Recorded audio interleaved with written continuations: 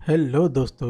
Bollywood red carpet की दुनिया में आपका स्वागत है। ये कहानी है एक ऐसे समुद्री दानव की जिसको इंसानों ने समुद्र में माइनिंग करते हुए जगा दिया है। तो कहानी की शुरुआत में हमको नोरा को दिखाया जाता है जो अपने शिफ्ट की तैयारी कर रही होती है। तभी वो देखती है वहाँ से छत से पानी टपक रहा होता है और उसी बेस पे जहाँ नोरा खड़ी है वहाँ एक जोरदार ब्लास्ट हो जाता है। ये सब देख नोरा इतनी डर जाती है कि वो अपनी जान बचाने के लिए भागती है। साथ ही साथ वो सबके दरवाजे भी खटखटाती है और बचाने की कोशिश करती है, लेकिन वो अपने एक ही साथी को बचा पाती है। भागते भागते वो लोग एक चैम्बर में पहुंचते हैं। अगर उस चैम्बर का दरवाज़ा उन्होंने बंद नहीं किया तो ये पूरा चैम्बर ही ब्लास्ट हो जाएगा।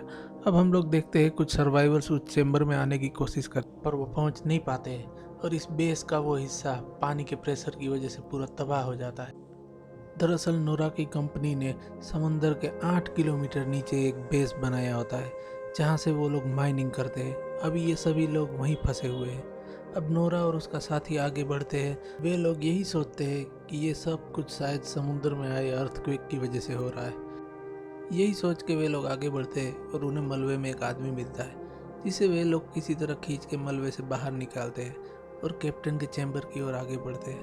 अब आगे बढ़ते हुए कैप्टन का चैम्बर बंद होता है। नोरा जैसे तैसे उसे खोलती है और कैप्टन को बताती है ये सब अर्थक्वेक की वजह से हो रहा है। कैप्टन उसे शांत करते हैं और बताते हैं कि बहुत सारे लोगों की जान चली गई है। कई लोगों को मैंने एस्केप पोर्ट से समुद्र के ऊपर भेज दिया है। हमें किसी तरह कंट्रोल रूम जाना होगा। अब नोरा कंट्रोल रूम की तरफ बढ़ती है और वहाँ दो सर्वाइवर्स को देख के बहुत खुश होती है। तभी कैप्टन उनको बोलते हैं कि हम सभी को प्रेशर सूट पहन के कार्गो लिफ्ट से होते हुए रोबर्ग स्टेशन पहुंचना होगा। उस रोबर्ग स्टेशन में ही एस्केप पोर्ट्स होते हैं और इनके जिंदा बचने का बस अब यही एक जरिया है। ये सभी डिसाइड करते हैं कि वे लोग वैसे ही करेंगे। अब ये सभी लोग एक एक करके अपने प्रेशर सूट पहन लेते हैं और कार्गो लिफ्ट में जाने की तैयारी करते हैं। जैसे कैसे करके वो लोग हिम्मत तो जुटा लेते हैं, लेकिन पानी के अंदर होने का डर इनको सताता रहता है। अब पानी के अंदर जाते ही पानी के अंदर का प्रेशर इतना हाई होता है कि इनमें से इनका एक साथी पानी के प्रेशर की वजह से ब्लास्ट हो जाता है और उसकी मौत हो जाती है। अब वे लोग कार्गो लिफ्ट की तरफ आगे बढ़ते हैं और कार्गो लिफ्ट में पहुंच जाते हैं और कैप्टन उस लिफ्ट को नीचे ले जाने का फैसला करते हैं और वो लोग समुद्र की तल की तरफ आगे बढ़ने लगते हैं। तभी आगे बढ़ते हुए कैप्टन को 200 मीटर दूर कोई एस्केप पोर्ट दिखाई देता है और कैप्टन उस एस्केप पोर्ट की जांच करने का फैसला करते हैं। कैप्टन चाहते हैं कि यहाँ पे कोई भी मरने के लिए छूट न जाए, इसीलिए वे अपने दो साथी को अपना प्रेशर सूट पहन के बाहर जाने का आदेश देते हैं। अब वे दो लोग एस्केप पोर्ट की तरफ आगे बढ़ते हैं और एस्केप पोर्ट की जांच करते हुए उन्हें वहाँ पे एक लाश दिखाई देती है। अब उस लाश की जांच करते हुए उसमें से एक जीव निकलता है और इन दोनों पे हमला कर देता है, लेकिन जैसे तैसे करके वो इस जीव को मार के अपने साथ ले आते हैं। अपने साथ ले आए हुए जीव को देख के एमिली ये देख के चौंक जाती है कि आखिर समुद्र की इतनी गहराइयों में कोई जीव कैसे जिंदा रह सकता है। तभी इस कार्गो लिफ्ट की लाइट चली जाती है और कोई अनजान जीव इनकी लिफ्ट पे हमला कर देता है।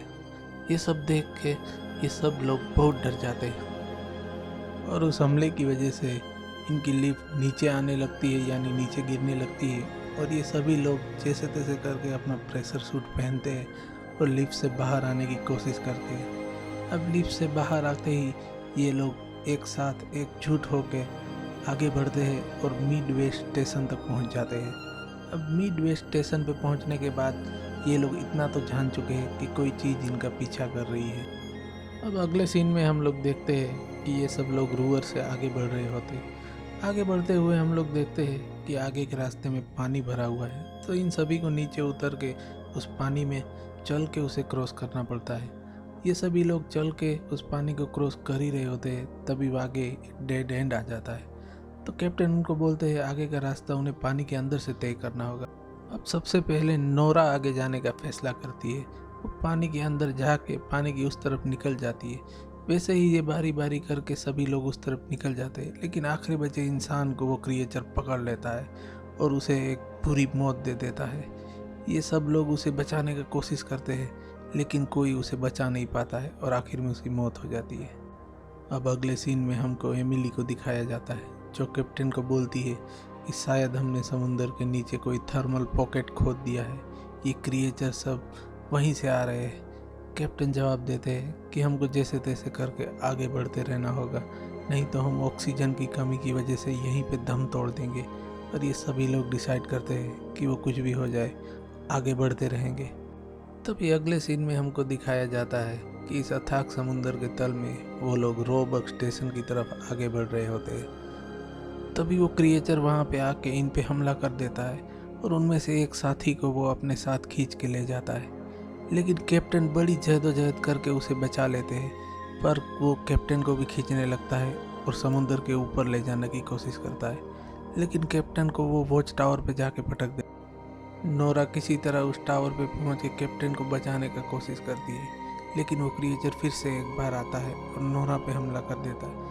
वो उसे जिंदा खाने की कोशिश करता है या उसे निगलने की कोशिश करता है, लेकिन कैप्टन उस पर हमला करके उसको जख्मी कर देते हैं। उसी बीच कैप्टन तेज़ी से ऊपर की ओर बढ़ने लगते हैं, यानी अगर वो उतनी तेज़ी से ऊपर बढ़ते रहे तो प्रेशर सूट पे ब्लास्ट हो जाएगा और कैप्टन की मौत हो जाएगी, और होता भी वैसा ही है। अब नोरा नीचे की ओर गिरने लगती है और वो सेफर्ड ड्रिल स्टेशन पे पहुंच जाती है। वो अपने बिछड़े हुए दो साथियों से कांटेक्ट करने का कोशिश करती है। वो देखती है कि वो स्टेशन एकदम खाली है। साथ ही में ऑक्सीजन की कमी की वजह से उसका दिमाग ठीक से काम नहीं कर रहा होता है। तभी उसको वहाँ पे एक और प्रेशर सूट दिखाई देता है और फ्लेयर गन भी दिखाई देती है। वो लेके नोरा आगे बढ़ने का फैसला करती है। अब समुद्र के तल पे आगे बढ़ते हुए उसे एमिली दिखाई देती है। वो उसकी ओर आगे बढ़ती है और वो दोनों मिल के अपने एक साथी को खींचते हुए आगे बढ़ जाते हैं, जो कि ऑक्सीजन की कमी की वजह से बेहोश पड़ा हुआ होता है। तभी वो लोग आगे बढ़ते हुए रोबक स्टेशन पहुंच जाते हैं। अब आगे बढ़ते हुए उन्हें वे क्रिएचर का सोता हुआ झुंड दिखाई देता है। उसमें से एक क्रिएचर नोरा पे हमला कर देता है और उसे जिंदा निगल जाता है। लेकिन जैसे तैसे करके नोरा फ्लेयर गन चला के उसके पेट में से बाहर निकल जाती है, यानी वो उस क्रिएचर को मार देती है। लेकिन जब वो ऊपर देखती है तो एक बड़ी सी टांग आगे जाती है, यानी वो सब क्रिएचर्स तो छोटे बच्चे थे, अब असली दानव तो हमारे सामने आया है। तभी हमें उस दानव का सिर दिखाया जाता है, जो कि इनके स्टेशन के जितना बड़ा होता है। यही वो दानव है जो इनकी माइनिंग की वजह से झाग गया होता है। नोरा ये सब देख के डर के स्टेशन की ओर आगे बढ़ती है और स्टेशन के अंदर आ जाती है। अब ये तीनों मिल के इसके पोर्ट की तरफ आगे बढ़ते हैं। तभी वो दानव इनके स्टेशन पे हमला कर देता। तभी नोरा उन एस्केप पोर्ट्स की जांच करती है और 3 में से 2 ही एस्केप पोर्ट्स चल रहे होते हैं, यानी इन तीनों में से 2 ही जिंदा सतह पर पहुंच सकते हैं। लेकिन नोरा अपने साथियों को उसमें बिठा के एस्केप पोर्ट को इजेक्ट कर देती है और खुद वहां मरने के लिए रुक जाती है। अब वो सभी क्रिएचर बारी बारी से उस स्टेशन के ऊपर हमला करने लगते हैं और नोरा ये सब देख रही होती है। तभी उसके दिमाग में आता है कि न्यूक्लियर कोर को अगर ओवरहीट कर दे तो उसमें ब्लास्ट करके इस जीव को मारा जा सकता है। वो बिल्कुल वैसा ही करती है। वो कोर को ओवरहीट कर देती है, जिसकी वजह से एक बहुत बड़ा ब्लास्ट होता है और वो क्रिएचर वहीं पे मर जाता है और दम तोड़ देता है, और कहानी यहीं पे ख़त्म हो जाती है। वीडियो अच्छा लगा हो तो लाइक, शेयर और सब्सक्राइब ज़रूर कीजिएगा।